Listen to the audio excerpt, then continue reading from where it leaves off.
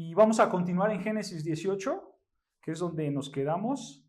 Y solamente, hermanos, para tener un contexto de lo que hemos estudiado la clase pasada, del versículo 1 de Génesis 18 hasta el versículo 15, recuerdan que vimos, hermanos, que Abraham estaba sentado afuera de su tienda, ¿no es cierto? Afuera de su casa, y 3 varones, dicen las Escrituras, que se le acercaron.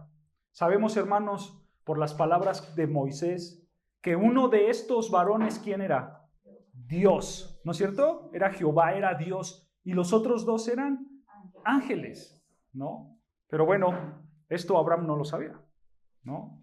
Simplemente es un dato que nos da Moisés, que es el autor de Génesis, pero en la historia de Abraham él no lo sabía. Y él, hermanos, pues siendo una persona amable, ve llegar a estos hombres, los trata bien, los invita a comer, ¿no es cierto? Los invita a descansar, y como es la costumbre de la época, pues Abraham actuó, ¿no? Y entonces ahí tienes a Abraham platicando con estos hombres, y uno de ellos, que es Dios, le reitera lo que se le conoce como el pacto abrámico, y le dice: Abraham, el año que viene, Sara te va a dar un hijo.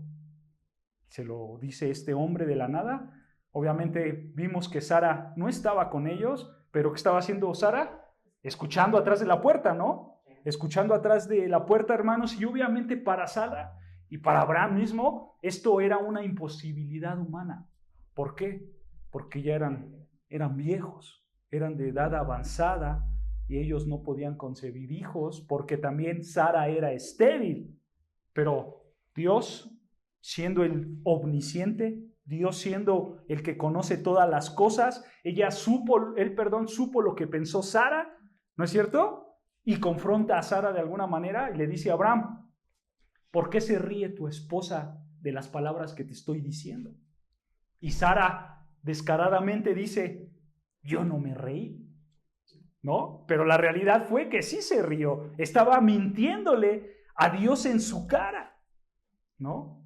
Y ahí nos quedamos en esa parte de la historia, en el versículo 15, ¿no es cierto? Y ahora, hermanos, lo que vamos a ver el día de hoy, ya vimos en los primeros 15 versículos cómo Dios despliega su omnipotencia, cómo Dios despliega su omnisciencia y cómo Dios despliega su misericordia, ¿no es cierto?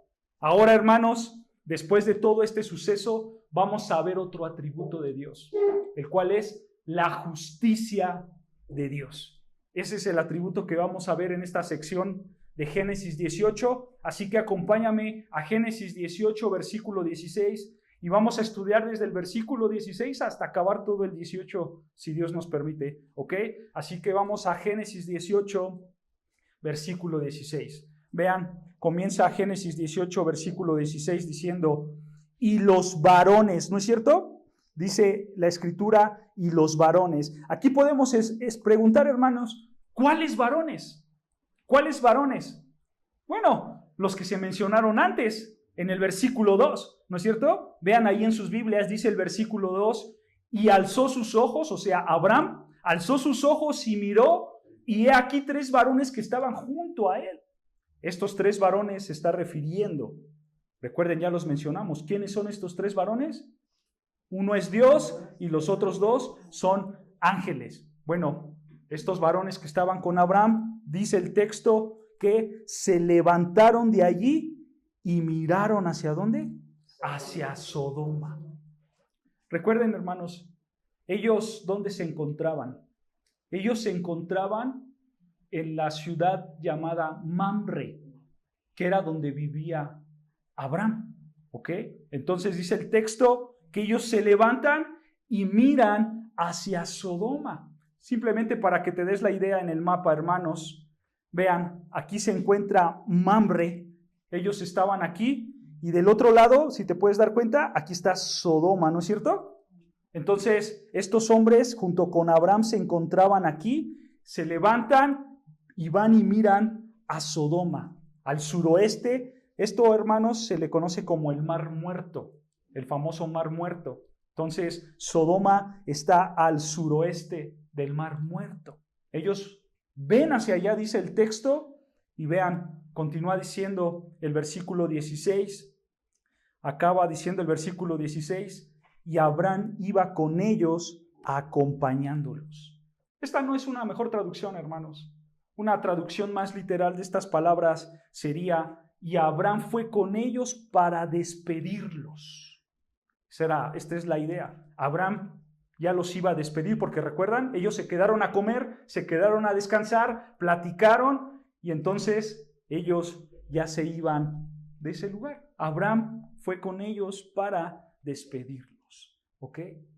Vean, hermanos, estos hombres, versículos atrás, le dieron a Abraham un mensaje de gracia, ¿no es cierto? Le dijeron a Abraham: en un año vas a tener un hijo.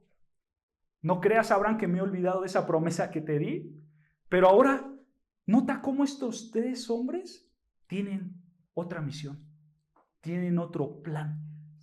Y vean cuál era el plan de Dios y vean lo que piensa Dios. Versículo 17. Génesis 18, versículo 17 dice, vean, dice la palabra de Dios: y Jehová dijo: ¿encubriré yo a Abraham lo que voy a hacer? Habiendo de ser Abraham una nación grande y fuerte, y habiendo de ser bendita en él todas las naciones de la tierra. Nota, hermanos, en estos versículos podemos ver que Dios tiene un plan, ¿no es cierto? Dios tiene un plan nuevo y entonces él se cuestiona y dice: ¿encubriré yo a Abraham lo que voy a hacer? Dios tiene un plan, hermanos, para con Sodoma, porque se asomó a Sodoma, ¿no es cierto? Miró la ciudad de Sodoma y él tenía un plan para esta ciudad. ¿Y qué quería hacer Dios? Contárselo a Abraham. Dios quería contarle este plan a Abraham. Porque, hermanos, Abraham era un hombre de confianza para Dios. Y sobre todas las cosas, hermanos, Abraham era un hombre que obedecía a Dios. Por eso dice el versículo 19, vean, versículo 19, dice así: porque yo sé, aquí está hablando Dios, porque yo sé que mandará, o sea, Abraham mandará a sus hijos y a su casa después de sí, que guarden el camino de Jehová, haciendo justicia y juicio, para que haga venir Jehová sobre Abraham lo que ha hablado acerca de él. Nota, hermanos, que la confianza que Dios le tenía a Abraham radicaba en esto, radicaba en que Abraham era un hombre obediente, era un hombre que le era fiel a Dios, ¿no es cierto? Pero quiero que notes esta frase que es importante. Empieza diciendo el versículo 19, porque yo sé, porque yo sé. Esta frase, hermanos, no es la mejor traducción tampoco de la Reina Valera 60. Una mejor traducción de esta frase, porque yo sé, una mejor traducción, hermanos, sería: porque lo he escogido. Y esta palabra escogido, hermanos, en hebreo es yada, que yada, hermanos, significa conocer. Ese es el significado de yada, conocer. O sea, aquí Dios está diciendo: porque yo lo he conocido. Pero fíjense, hermanos, la idea de esta palabra conocer da la idea de que tú lo conoces porque es tu amigo íntimo. Esa es la idea. Yo lo conozco porque somos amigos íntimos. Y por esa razón, hermanos, Dios confiaba en Abraham, porque Abraham era su amigo íntimo. Esa es la idea. Y, hermanos, Dios lo ha reiterado muchísimas veces de que Abraham era su amigo. Por ejemplo, ve lo que dice Isaías 41:8. Isaías 41, vean lo que dice Isaías 41, versículo 8, vean lo que dice Isaías 41, versículo 8. Dice así, Isaías 41, versículo 8 dice: pero tú, Israel, siervo mío eres, tú, Jacob, a quien yo escogí, escucha, descendencia de Abraham, ¿qué? Mi amigo. Dios está diciendo: Abraham es mi amigo. Otro ejemplo, Segunda de Crónicas 20, vean, acompáñame a Segunda de Crónicas, capítulo 20, versículo 7. Segunda de Crónicas, capítulo 20, versículo 7. Vean lo que dice Segunda de Crónicas, capítulo 20, versículo 7. Dice, Dios nuestro, aquí se están dirigiendo a Dios, ¿no es cierto? Dios nuestro, ¿no echaste tú los moradores de esta tierra delante de tu pueblo Israel? Y la diste a la descendencia de Abraham, ¿quién? Tu amigo, para siempre. Vean, hermanos, cómo el texto bíblico nos recuerda que Abraham tenía el privilegio de ser llamado amigo de Dios. La pregunta es, ¿por qué Dios lo consideraba su amigo? ¿Por qué, hermanos? ¿Por qué Dios lo consideraba su amigo? ¿Sabes por qué? Porque Abraham, hermanos, demostró su amor a Dios por medio de la fe, acompañado de su obediencia. Por eso Dios lo llamaba su amigo. Porque Dios se dio cuenta que Abraham sí lo amaba, que tenía fe en él y que esa fe se veía reflejada en su obediencia. ¿Se dan cuenta? Por eso, hermanos, era su amigo. ¿Sabes algo, hermano?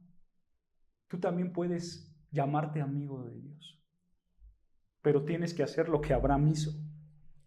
Si tú, hermano, si tú tienes una fe total y si tú obedeces los mandamientos de Dios, porque dice las Escrituras que si amas a Dios, entonces guardarás sus mandamientos, ¿no es cierto? Entonces, hermano, cuando tú amas a Dios, tú ya no ves por tus intereses. Tú ves por los intereses ¿de quién? De Dios. Y entonces tú empiezas a confiar más en Dios. Quieres pasar más tiempo con Dios en el estudio de su palabra y en la oración, ¿no es cierto? Porque eso hace un hombre que ama a Dios. Y cuando Dios te dice, oye, no hagas esto, entonces tú no lo haces. Porque tú confías en ese Dios, porque tú quieres guardar esos mandamientos. Tú evitas hacer lo malo que Dios te dijo que eso era malo. ¿Por qué? Porque lo amas. Porque lo amas.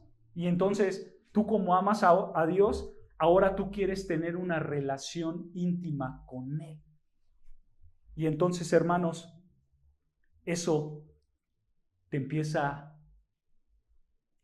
a llevar a este camino donde Dios te va a llamar su amigo. Porque tú ya empiezas a fomentar una relación íntima con ese Dios. Porque tú conoces a Dios y Él te conoce a ti. Hay una relación íntima y por eso te llama su amigo. Hermano, yo quiero preguntarte, ¿tú puedes considerarte un amigo de Dios?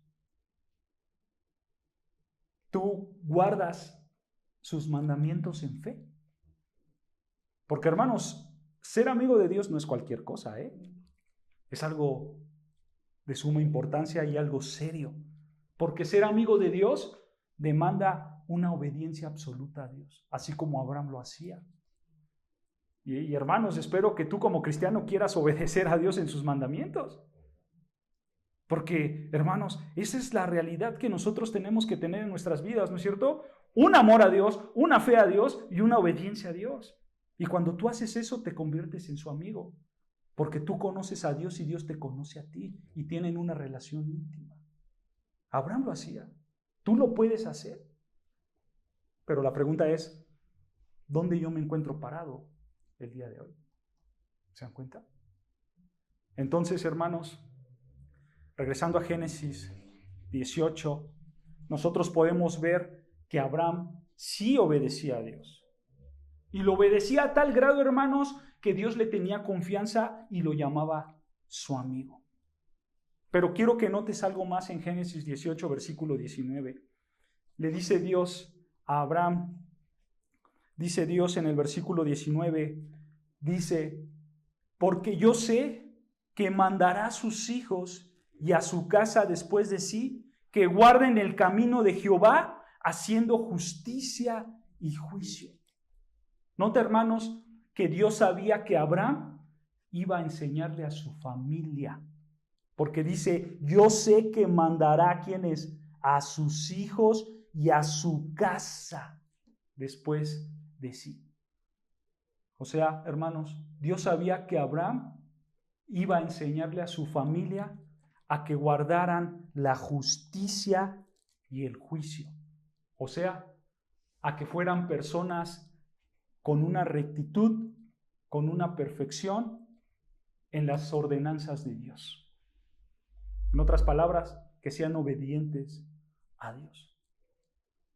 Y quiero que veas, hermano, esto es una gran enseñanza para los padres. Porque tú, padre o madre, quiero preguntarte, ¿realmente tú instruyes a tus hijos en el camino del Señor? ¿Realmente tú les enseñas la justicia y los juicios? ¿Tu padre o madre lo haces?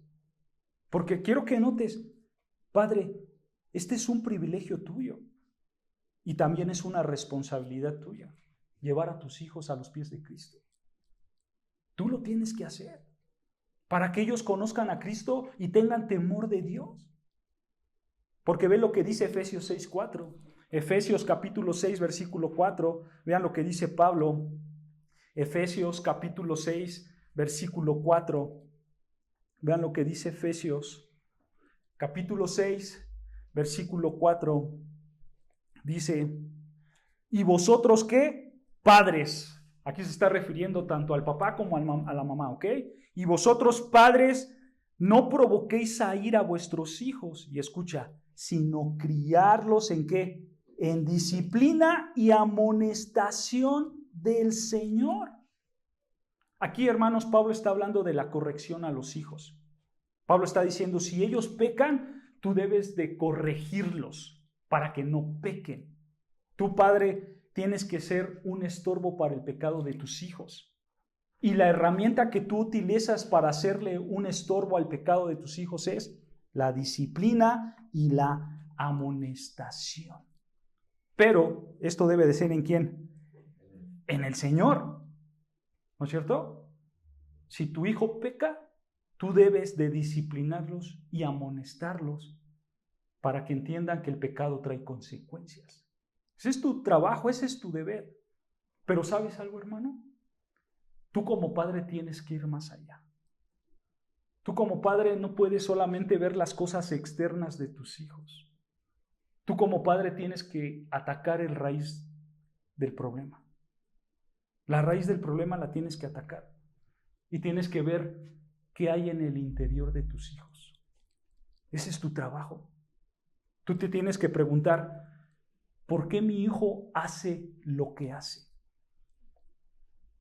Tu responsabilidad, sí, es exponerlos a la palabra de Dios, por supuesto que sí, para que ese duro corazón sea cambiado y así tú puedas ayudarlos a identificar cuál es el pecado. Pero no solamente de manera externa, también de manera interna. ¿Por qué hace mi hijo esto? Porque recuerden, hermanos, el pecado empieza ¿a dónde? En el pensamiento, ¿no es cierto? Aquí empieza el pecado. Dice que el pecado empieza en el corazón. El corazón, recuerda, son los pensamientos, son los motivos, son los deseos. Tú puedes empezar a preguntarle a tu hijo, hijo, ¿por qué robaste eso? O hijo, ¿por qué mentiste en esto? O hijo, o hija, por supuesto, ¿por qué le pegaste a tu hermano o tu hermana? ¿Por qué te enojas tan fácilmente? De esta manera, tú vas a ver los verdaderos motivos, ¿no es cierto? De esta manera, tú vas a poder atacar la raíz del problema, la mente, la razón. Obviamente, hermanos, esto demanda que tú te sientes con tus hijos, que tú platiques con tus hijos, que tengan una confianza mutua, tú y tus hijos. Y entonces, ¿tú qué vas a hacer? Ir guiándolos al estudio de la palabra de Dios. Ir guiándolos a que se santifiquen más, para que este duro corazón lleno de pecado sea transformado por Dios. Pero ataca la raíz del problema. No solamente te quedes con lo externo, ataca el problema. Esa es tu responsabilidad como padre. Guía a tus hijos a los pies de Cristo. Hermanos, Dios sabía que Abraham, su amigo, haría esto con su familia. Por eso Dios le tenía una confianza enorme a Abraham. Y gracias a esa confianza, Dios le cuenta los planes que tenía Abraham. Y vean lo que pasó, Génesis 18, versículos 20. Vean, regresando a Génesis 18, versículo 20, vean lo que Dios le cuenta a Abraham. Génesis 18, versículo 20 dice: entonces Jehová le dijo: por cuanto el clamor contra Sodoma y Gomorra se aumenta más y más, y el pecado de ellos se agrava en extremo, descenderé ahora y veré si ha consumado su obra según el clamor que ha venido hasta mí, y si no, lo sabré. Quiero que notes algo con estas palabras, hermanos. Aquí Dios no está diciendo que quiere destruir a Sodoma y a Gomorra, ¿o sí? No. Simplemente lo que está diciendo Dios es que por cuanto el clamor, ¿no es cierto?, de Sodoma y Gomorra se ha aumentado más y más. Dios está diciendo que hay un clamor en Sodoma, ¿no es cierto? Nota, esta palabra clamor, hermanos, en hebreo es se'aka. Se'aka. Que se'aka, hermanos, se traduce mejor como grito, pero no es un grito cualquiera, es un grito de auxilio, ¿ok? O sea, habían personas adentro de Sodoma y Gomorra que la estaban pasando mal y le piden auxilio a Dios. ¿Por qué? Porque dice el texto que el pecado de estas ciudades, su pecado de ellos se agravó, ¿qué? En extremo. Eran sumamente pecadores. Nosotros conocemos cuáles fueron los pecados de Sodoma y Gomorra, ¿no es cierto? Pecados muy, muy grandes. La palabra de Dios los describe. Muy fuertes. Ve lo que dice Ezequiel 16:49. Ezequiel 16, versículo 49. Ve lo que dice. Aquí vamos a poder ver algunos de los muchos pecados de Sodoma y de Gomorra. Ezequiel 16, versículo 49. Vean lo que dice la palabra de Dios. Ezequiel, capítulo 16, versículo 49 dice: he aquí que esta fue la maldad de Sodoma tu hermana. Vean, ¿cuál fue su primer maldad? Soberbia. Esto se refiere a una actitud de superioridad. Ellos se creían más que los demás. También dice saciedad de pan. Esto apunta, hermanos, a la glotonería. Pero la idea, hermanos, de esta frase saciedad de pan es que ellos tienen sus deseos enfocados en las cosas terrenales. ¿Ok? Ellos se enfocan solo en lo terrenal. ¿Ok? Y dice que también estos hombres tenían abundancia de ociosidad, tuvieron ella y sus hijas. O sea, en otras palabras, no les gustaba trabajar y se inclinaban a ganar el dinero fácil. ¿Ok? Y dice que también que estos hombres no fortaleció la mano del afligido y del menesteroso. O sea, no había compasión por las personas que necesitaban ayuda. Y dice versículo 50 que también estos hombres se llenaron de soberbia y escucha, e hicieron abominación delante de mí y cuando lo vi, las quité. Nota la palabra abominación. Abominación en hebreo, hermanos, es to'eva. To'eva. ¿Qué quiere decir, hermanos? Esta palabra de abominación realmente se traduce, pues literal, algo abominable. Pero se refiere más, hermanos, a que algo es moralmente repugnante. Esa es la idea de abominación. ¿Ok? Algo moralmente repugnante. Y fíjense, hermanos, simplemente como, no lo apunten simplemente ahí como un texto base. Levítico 18:22. Levítico 18:22 utiliza esta misma palabra, to'eva, abominación. Pero en Levítico 18:22 lo apunta a la homosexualidad. ¿Por qué? Porque la homosexualidad es algo moralmente repugnante delante de Dios. Por eso Levítico lo utiliza para referirse a la homosexualidad. Entonces, estos hombres eran homosexuales también. Practicaban esta práctica que es moralmente repugnante para con Dios. Y por eso Dios dice, cuando lo vi, ¿los qué? Los quité. que es la historia que estamos viendo en Génesis 18 y Génesis 19, que lo vamos a ver la próxima semana. Pero vean, hermanos, esta es la razón por lo cual la palabra de Dios dice que el pecado de ellos era un pecado en extremo. Ellos practicaban esto y muchos más pecados, ¿no? Incluyendo la idolatría, el paganismo, etc. ¿Ok? Ahora, vean, hermanos, regresando a Génesis 18, 21, estas ciudades son muy pecadoras, y regresando a Génesis 18, versículo 21, entonces Dios dice, descenderé, o sea, bajaré, dice Dios, bajaré ahora, y escucha, y veré si han consumado su obra según el clamor que ha venido hasta mí, y si no, lo sabré. O sea, simplemente Dios está diciendo, yo voy a bajar, y yo con mis propios ojos voy a ¿qué? A juzgar, a ver, a juzgar. Aquí, hermanos, este texto nos está diciendo que Dios es un Dios justo. Aquí está el atributo de Dios, la justicia de Dios. Hermanos, Dios no castiga por castigar. Dios es un Dios justo. Y este texto está siendo claro.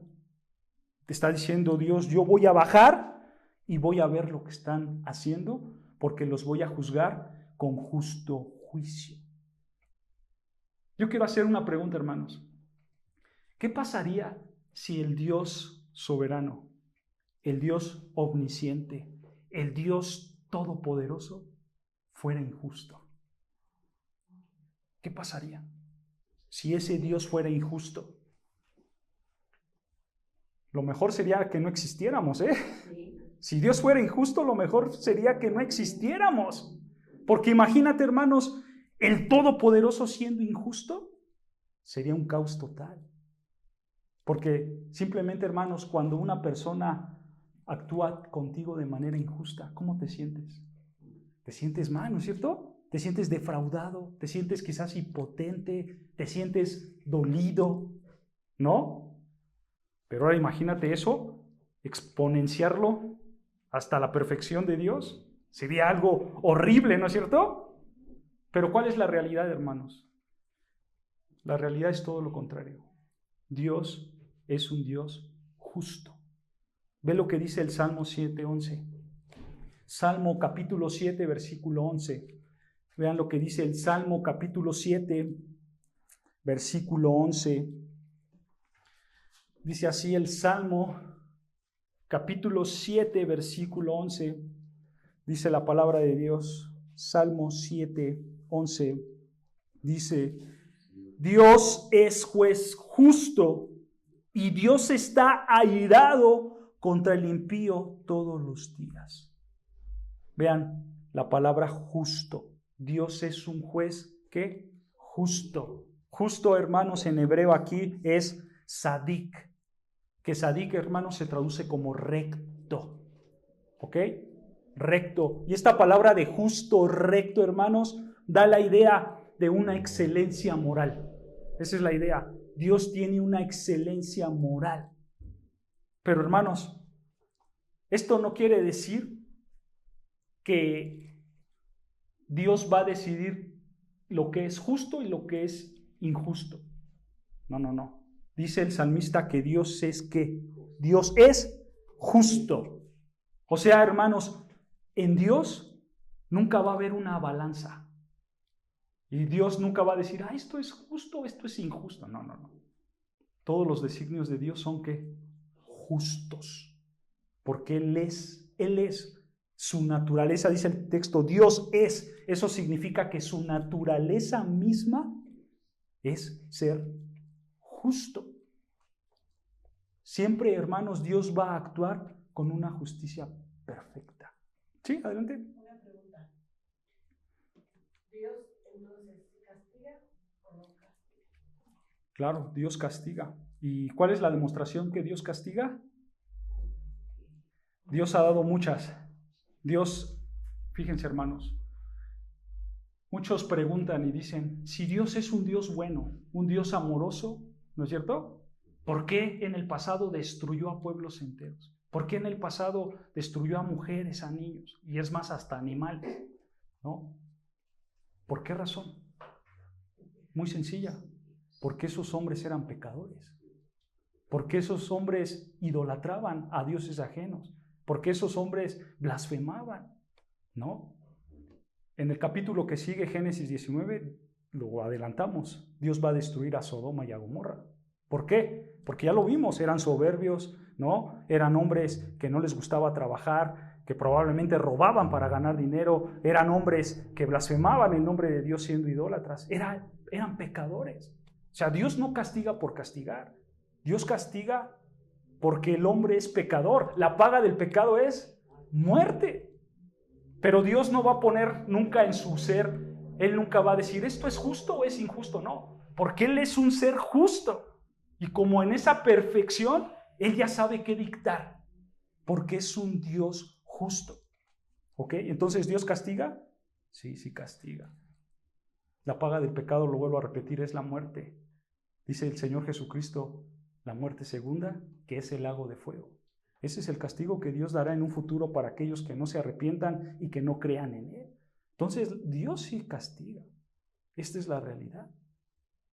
Pero Él castiga ¿con qué? Con un justo juicio. Sus castigos no son porque sí, son justos. Son justos. ¿Ok? Entonces, quiero que veas, hermano,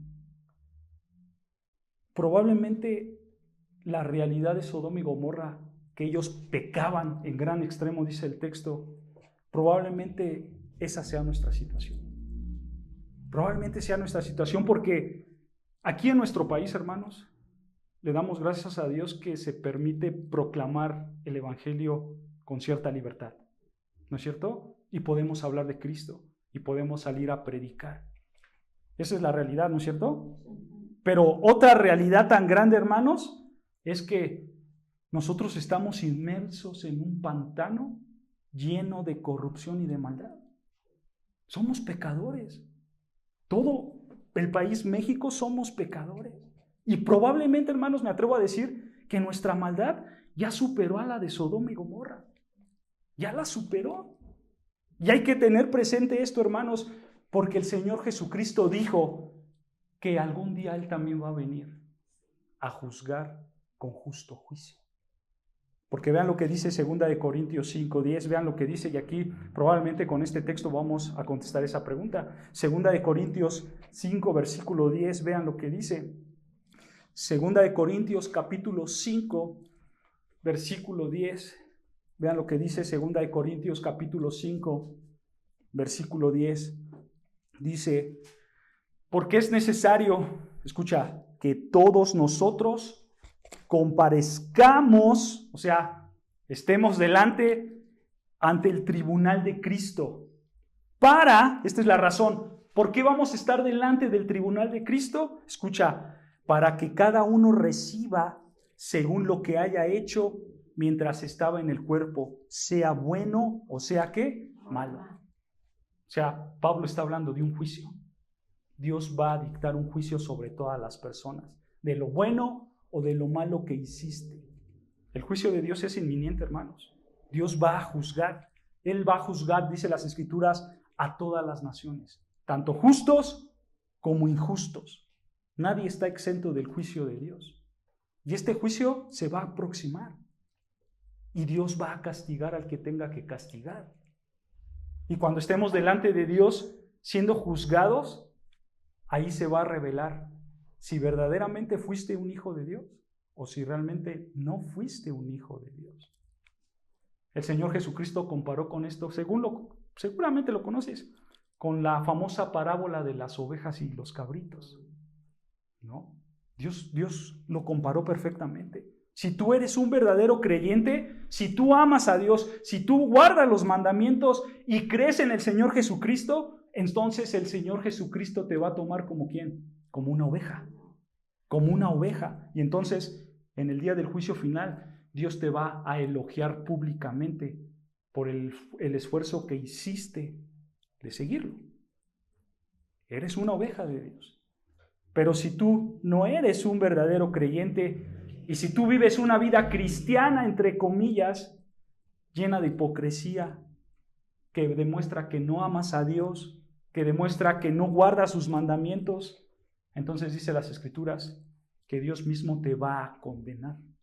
Dios te va a tomar como un cabrito y te va, dice las Escrituras, a echar al lago de fuego, que es la muerte segunda por toda la eternidad.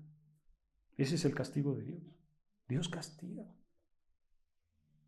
Y hay algo importante que no se nos tiene que olvidar.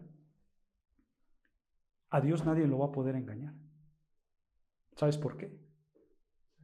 Porque Él es omnisciente. Porque Él conoce todas las cosas. Tú no puedes engañar a Dios. Él sabrá qué hay realmente en tu corazón. Él sabrá si realmente lo seguiste de verdad o en mentira. Porque Él conoce todas las cosas de manera perfecta. Y así como se lo dijo a Abraham, yo sabré si ellos me dicen la verdad. Y según eso, yo voy a actuar. Porque soy un Dios justo. Así va a pasar contigo. Dios sabrá si realmente lo engañas o no lo engañas. Hermano, yo quiero que veas la justicia de Dios. Yo quiero que veas que Dios es un Dios justo y dice las Escrituras que Él no va a tomar al culpable por inocente. Porque, hermanos, esto no es un juego. Esto es algo serio. Tu alma es algo seria para Dios. Y por tal motivo Dios quiere que tú lo tomes en serio también. Dios quiere que tú veas esta razón, hermanos, como cosas que valen la pena pensar, reflexionar, meditar. ¿En dónde estoy yo parado el día de hoy?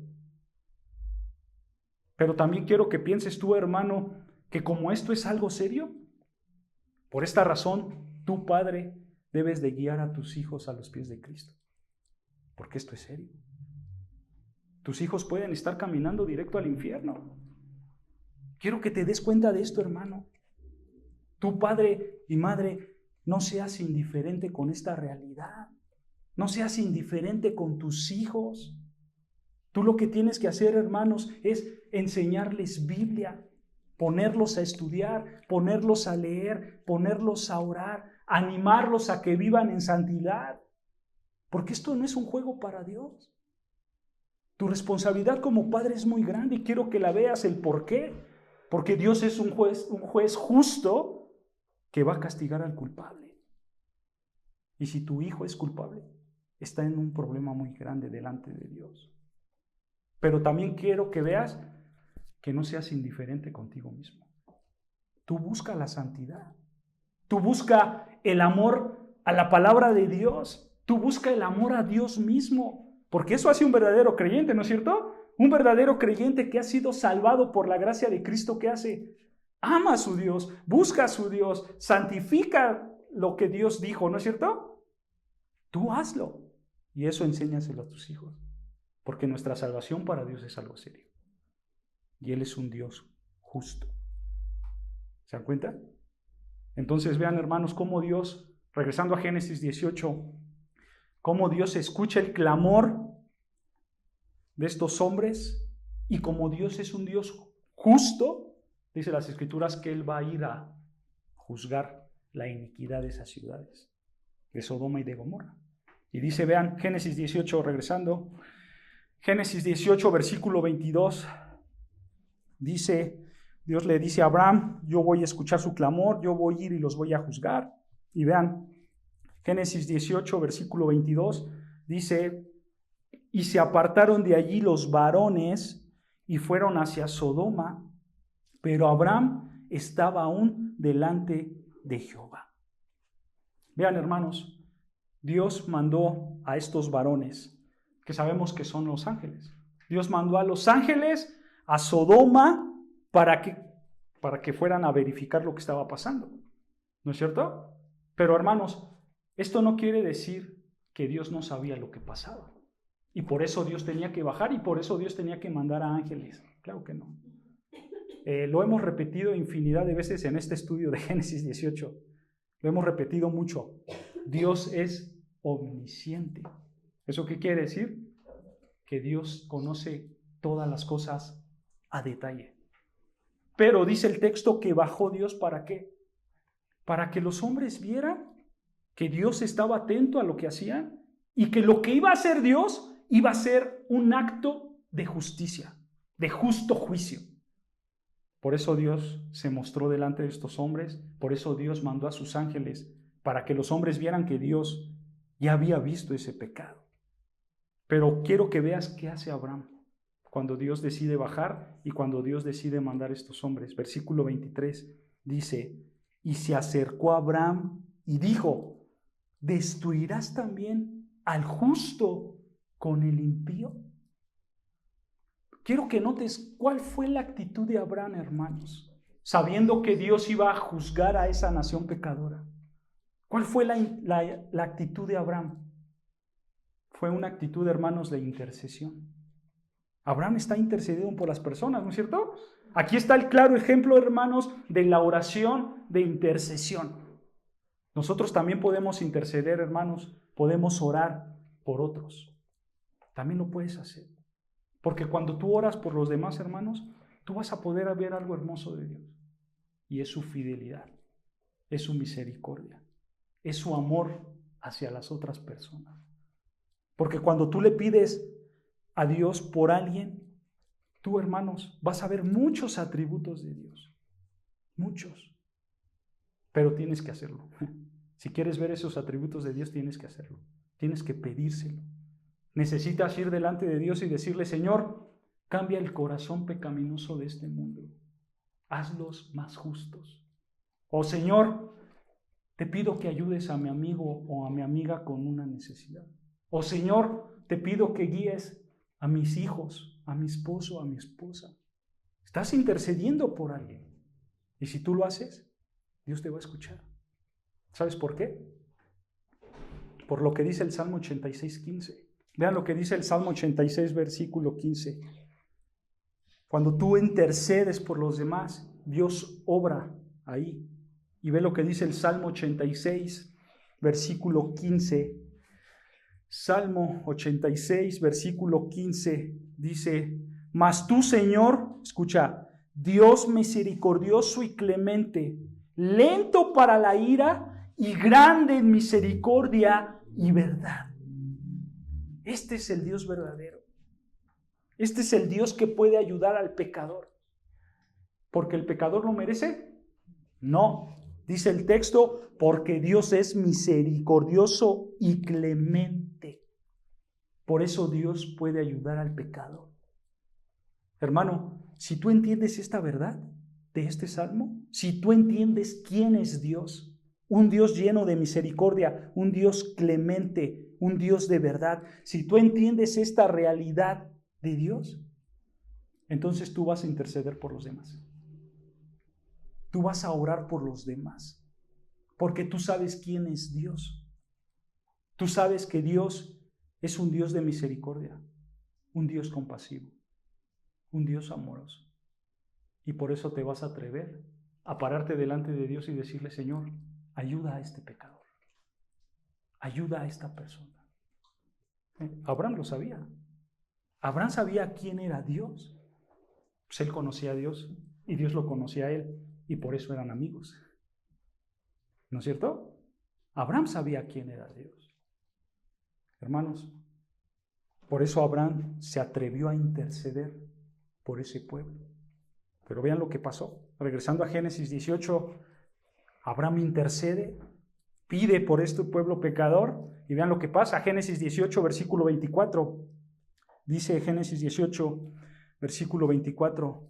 Le dice a Abraham, quizás haya 50 justos dentro de la ciudad. ¿Destruirás también y no perdonarás al lugar por amor a los 50 justos que están dentro de él? Lejos de ti el hacer tal, que hagas morir al justo con el impío y que sea el justo tratado como el impío. Nunca tal hagas. El juez de toda la tierra no ha de hacer lo que es justo. Vean, hermanos, lo que está haciendo Abraham. Abraham simplemente está apelando al amor de Dios por las personas, ¿no es cierto? Y de alguna manera Abraham quiere detener este juicio inminente. Vemos a Abraham intercediendo, ¿no es cierto? Pero ¿cuál es la realidad, hermanos? La realidad es que Abraham no conoce los corazones de los hombres. Y Dios sí los conoce. ¿No es cierto? Por eso, versículo 26 dice, escucha, entonces respondió ¿quién? Jehová. Nota, hermanos, Jehová, hermanos, en hebreo aquí se traduce como Adonai. Entonces respondió Adonai. ¿Quién es Adonai, hermanos? El nombre Adonai se refiere al Dios soberano, al Dios que está por encima de todas las cosas, al Dios que sabe lo que hace. Esa es la idea. Adonai, el soberano, el que sabe lo que hace, responde y dice, escucha, si hallare en Sodoma 50 justos dentro de la ciudad, perdonaré a todo este lugar por amor a ellos.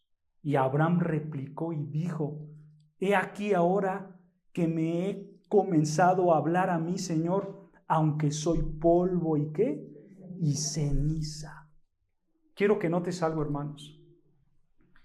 Aquí Abraham está delante de ¿quién?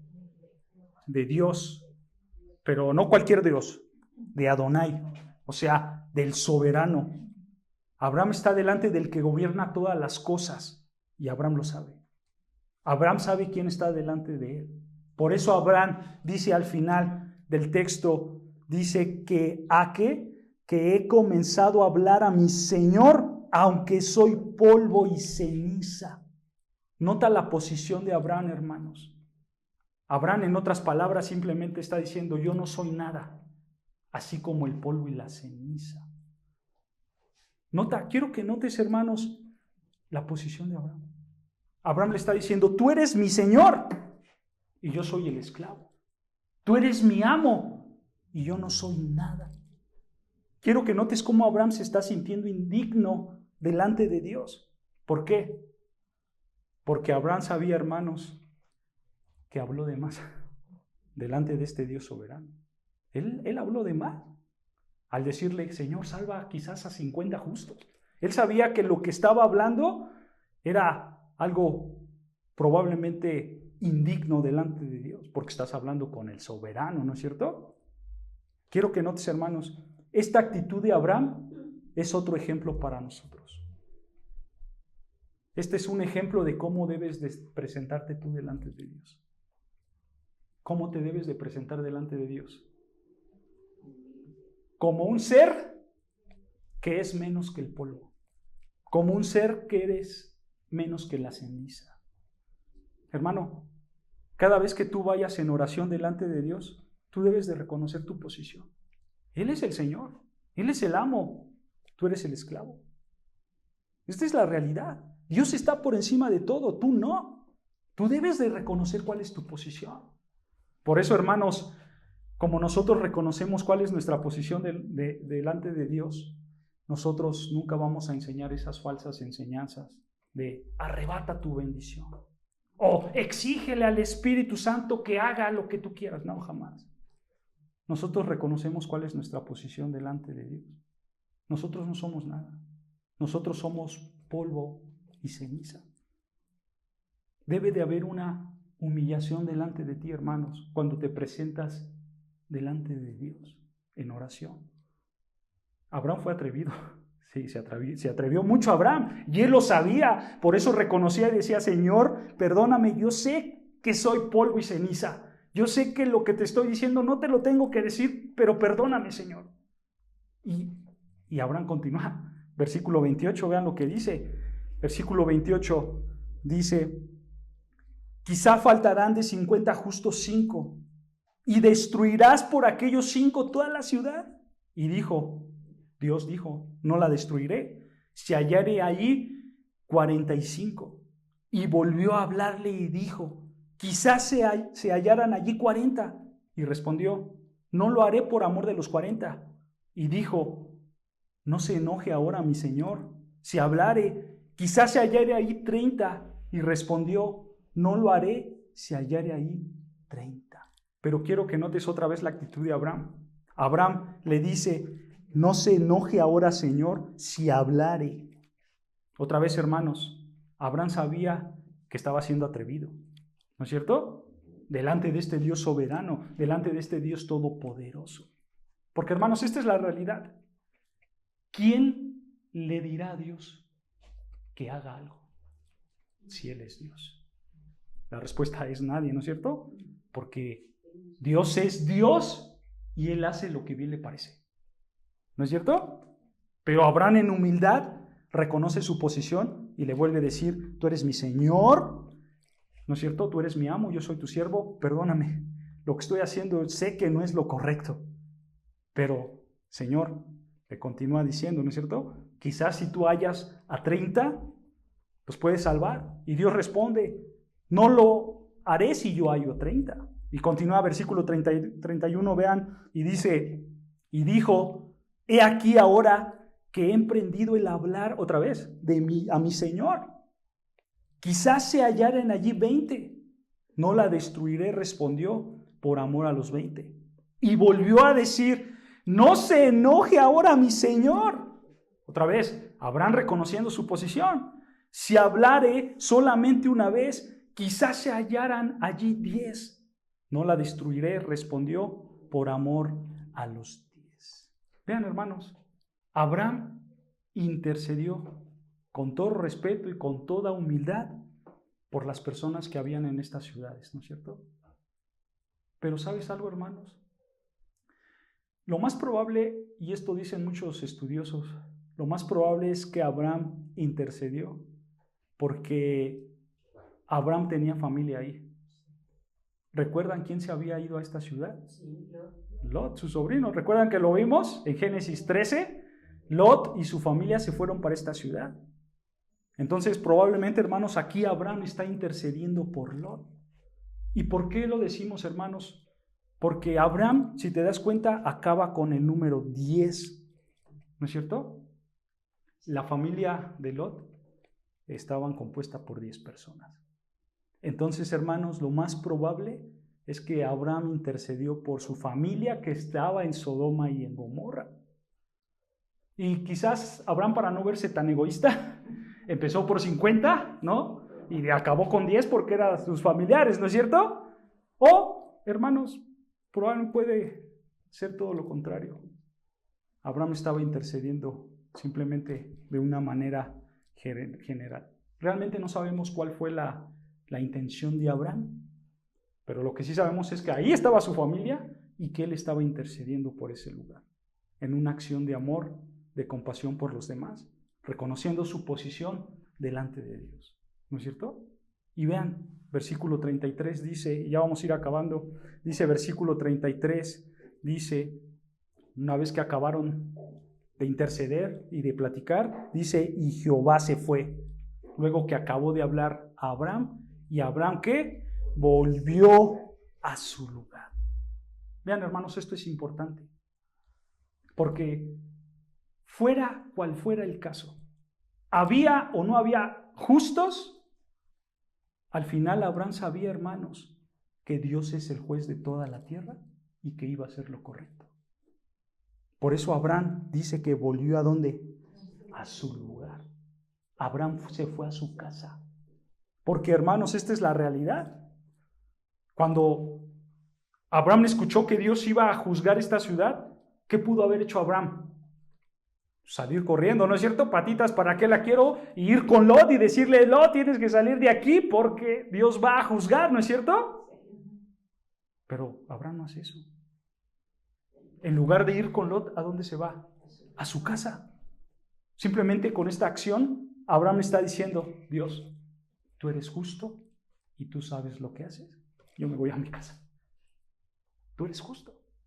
Y hermanos, esta debe de ser nuestra actitud delante de Dios. En todas las áreas de tu vida. Tú siempre debes de decir, Señor, tú eres justo y tú sabes por qué pasan las cosas. ¿No es cierto? Esta debe de ser nuestra actitud. Porque es una realidad, hermanos. Nosotros a veces vemos en nuestra vida a gente que roba, a gente que miente, a gente que mata. Y vemos y decimos, a ellos les va bien. Y yo que sigo a Cristo, como que no me va como yo quiero que me vaya. Y nos puede pasar como el salmista. Vean lo que dice el Salmo 73, versículo 2.